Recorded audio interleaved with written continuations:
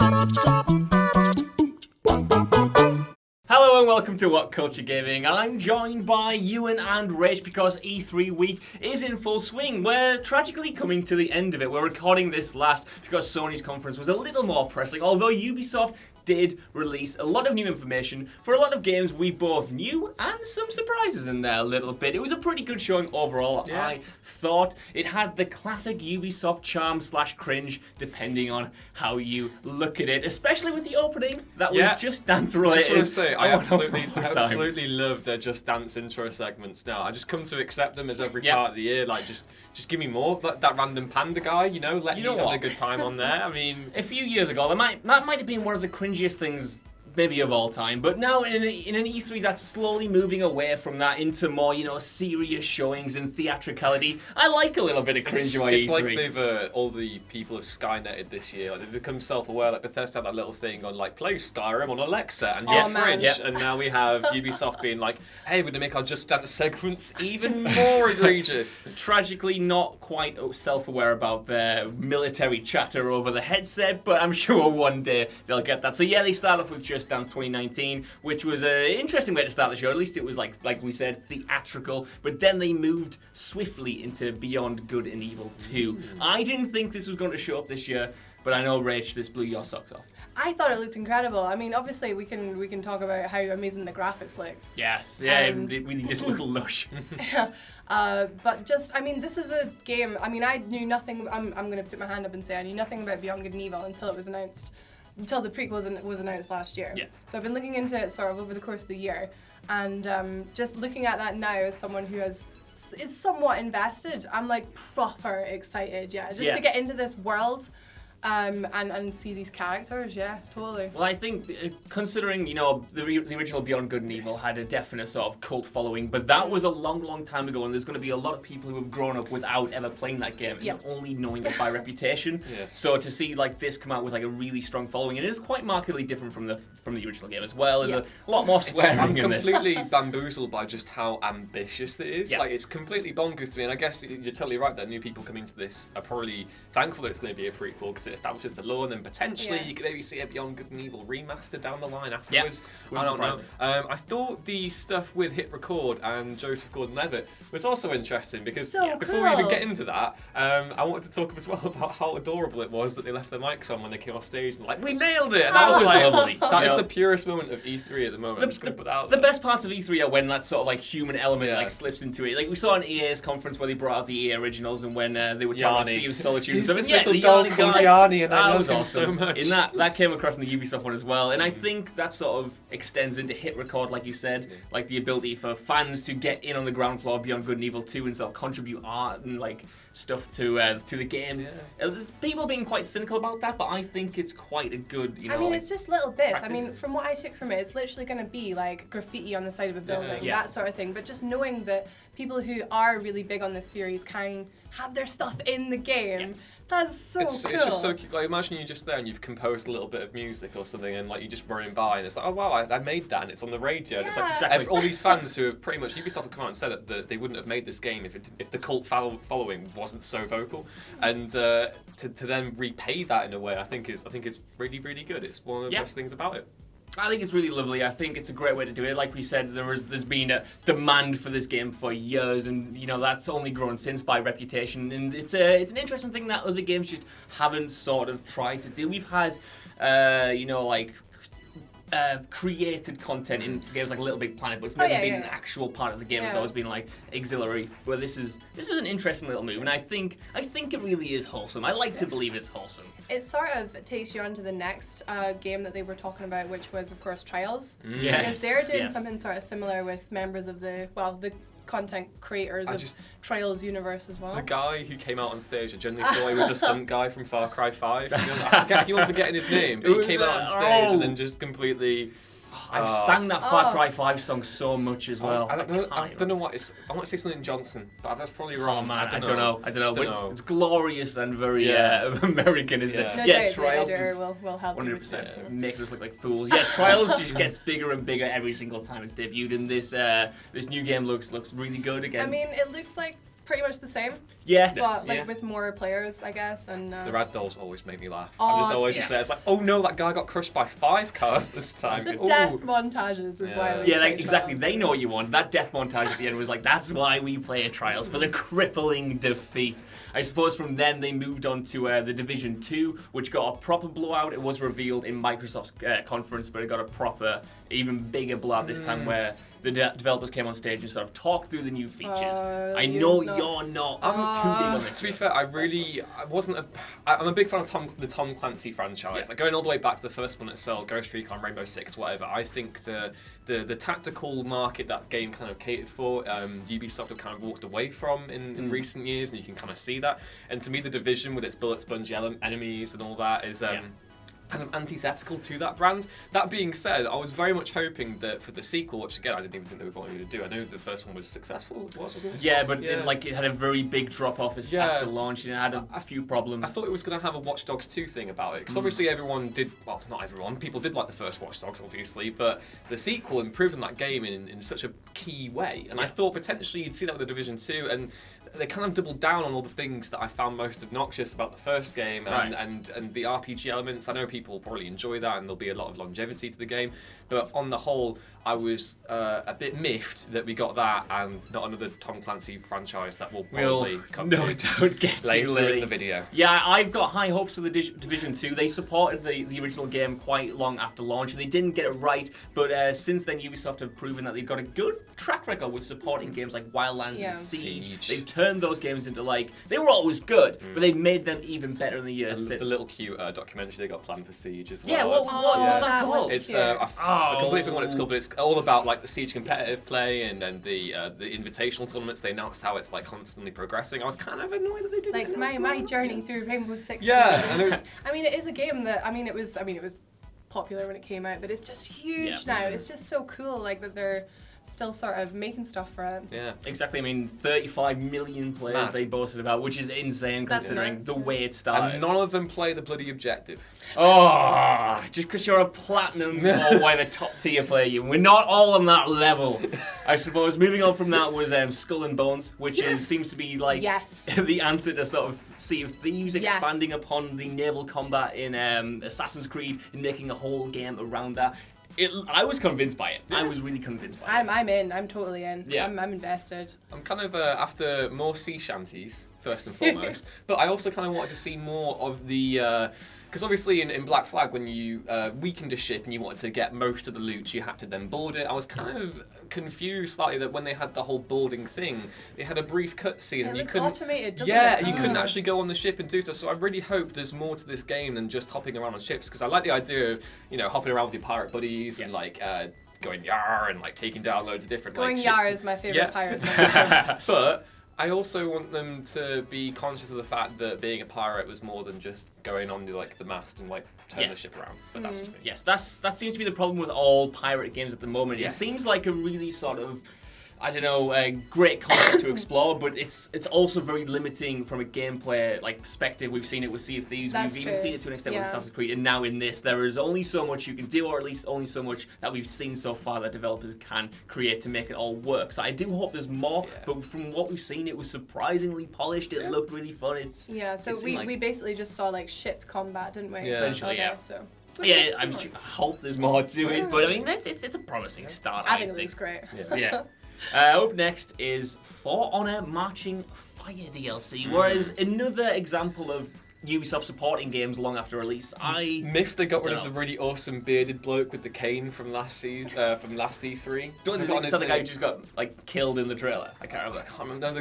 The guy who presented the show. Oh last right, year. okay. He was really awesome and he was really passionate and enthusiastic. Oh, this new guy wasn't. But I was kind of a bit miffed. I wanted that guy back. I don't know. Do you guys play For Honor? Because I played a little bit of it when it came out and I wasn't 100% sold on it. Not my thing. No. For me, this is it seems on the outside like a hard game to get into because obviously the skill ceiling is so high. Yeah, I don't want to just sort of jump in and get wrecked by the first guys I see who've been playing it for like over a year. So they keep doing like free trials. I think there's a free trial on PC now, or maybe even we were a bit unclear about it. I'm not sure if you download it and you get to keep it, like the starter edition. I think it's free on Uplay at the minute. Yes, I think so. But it's maybe that influx of new people will sort of lower the skill ceiling and make it more accessible to newcomers like me, because I want to give it a go because it looks awesome. Try out it's a new class coming, right? There is a a new theme and new mode. Sorry, They've got a new siege mode coming out, and That's it. where you can pour scalding hot lava onto your enemies from above. So awesome. Sure. Yeah, I suppose the weirdest part of the conference for me, and maybe the best, was Elijah Wood coming out and expanding on Transference, his horror game that he's been creating about like getting in the mind. Imagine of this. being in the pitching room with Elijah Wood. He's trying to like detail this and not be creepy. That's Just the thing. You said before we started actually recording that Elijah Wood is sort of becoming his character from Sin City every single time he pops up. He's kind of got like that little face going on where he's kind of got that blank kind of like I enjoy the chaos of things, and then like just I imagine just him that okay, I've got an idea for a VR game where we go into other people's brains and lock their trauma. Elijah, come on, like this is too far. No, I Elijah, will fund please. it. I will give you this money. Yeah, the idea that's like VR is obviously like cool. It's not just the sort of haunted house ride that you get from a lot of VR/ horror games where it's just the same sort of iconography popping up over and over again. They're doing interesting things with sort of like people's minds and going into like computers and stuff. It looks cool from what we've seen. I think it was one of the games of the show for me. From Yeah, Ubisoft looking forward to seeing more about it. Yeah, it's just like something different because Ubisoft have a lot of open world games. They have a lot of action games. So to see something different like this is really cool. Yeah. Up next was what was up next? I don't know. It was Starlink. There we go. Which we weren't having to browse the notes, we weren't having to browse it. That's a thing. I don't really know what. Rach is super excited. Okay, let me tell you a story. Come on, I'm ready. I'm locked in. So Starlink was first announced last E3, right? Yeah. Yeah. First thing, like pretty much the only thing I took away from it was, it's like Skylanders but on my controller, but it's a spaceship, and I was like, okay. I was like hugely into like Skylanders and that and Lego Dimensions. I love it, but then I was just not interested in this one. Right. And then you know who pops up? Star Fox. It's your boy, Star Fox. It's the romance that keeps giving between Ubisoft and Nintendo. Like Even and Miyamoto are basically dating at this point. I mean, who doesn't ship that? Gives them a little model. Yeah, I made it's this lovely. for you. I really like the Toy to Life stuff, even though I never really invested in it. Yeah. I really like the look of Disney Infinity and Lego Dimensions, like you said as well. And it's perplexing to me that some of those things haven't taken off. And is Starlink maybe the last of a dying genre in that sense? Because Skylanders is so popular, but what about all the other stuff? I think the game itself looks like, I'm not going to bash other games that are about exploring space that you can't play multiplayer. Something like No Man's something? No, we're not going to bash. Okay, no. But the game itself looks good enough, I think, actually. Like, even without Star Fox, even without the things on the controllers. So I hope the toys to controller work. I hope they're not too expensive. Yeah, that's the thing. Obviously, like it's a kid's biggest dream, but like a sort of a parent's biggest nightmare. You know, if I was a kid and I was like really into this stuff, I would want every single peripheral I That's could the get my hands problem. on. Yeah, and being an adult with actual money, you can just spend all that money on it, and that terrifies me. I think that might be why we've sort of seen a kind of a winding down of this type of game, because you can only sort of support like one or two of them at a time. You can't just keep buying these add-ons for these different games over and over again. But this looks really interesting, like you said. Star Fox. I will is buy there. the Star Fox. Like I need me an R-wing. Yeah, I mean, like it caters to a very specific audience, but it looks like it's doing it really well. I guess now we have to go into the Crew 2. I was going to jump into Assassin's Creed. Yeah. We don't want to do the fun stuff yet. On the Crew 2. Confess, almost forgot about Crew 2. Yeah, I mean, the first everyone one. has. Who did remember it? Except me. I'm again just driving around the city doing sporty things. Yeah, I mean, Sports. it looks like a substantial improvement over the original Crew, but coming after the likes of Forza Horizon 4. Oh, that did look good. That looked brilliant. I'm not sure what the Crew sort of brings to anything, but then again, it's just not my sort of game. It's to be the honest. online element, right? Yeah. Like with the Crew.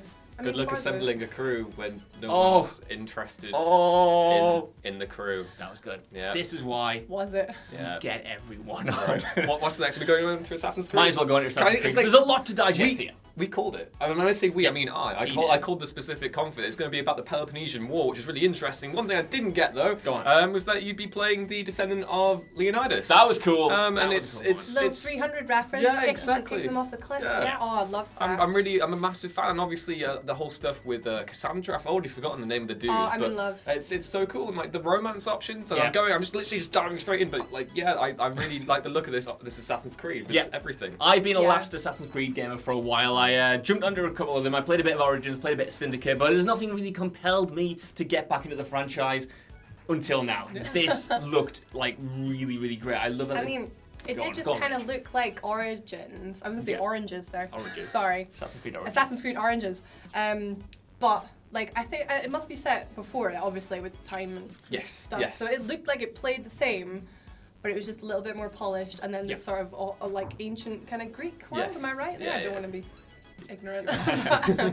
Yeah. Just the aesthetic looked awesome. It like visually speaking, just from that, it was properly beautiful. I was like blown away by the character models, by the way it looked, by the overall art design. I saw people complaining about the voice acting, but to me, I think it's really good that they've got the accents back because both Unity and was it Unity was the one another? Unity basically because they had the English accents in Paris. I mean, it's like a really bad BBC medieval drama. So I'm happy that they've kind of gone back and they've actually got the accents back. You meet Socrates, which was really cool. That was sweet. And then the Minotaur tease at the end as well. So at the end. I'm gonna get to go to it's Crete, isn't it? I think it's Crete with the Minotaur. I'm leaving this in your hands. I'm gonna guess it's Crete. Right. Feel free to impale me with Leonidas's spear. That sounded like an entendre in the comments below.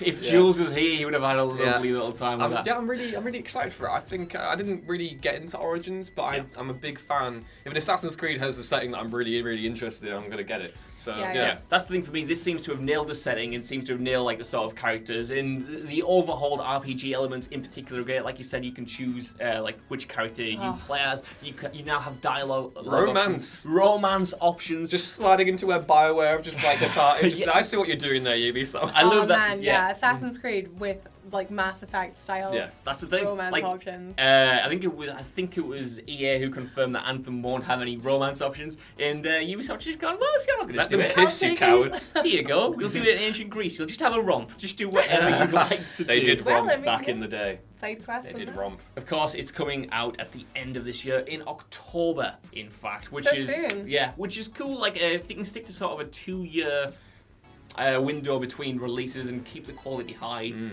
That's good for me. Yeah, that's good for me. Excited.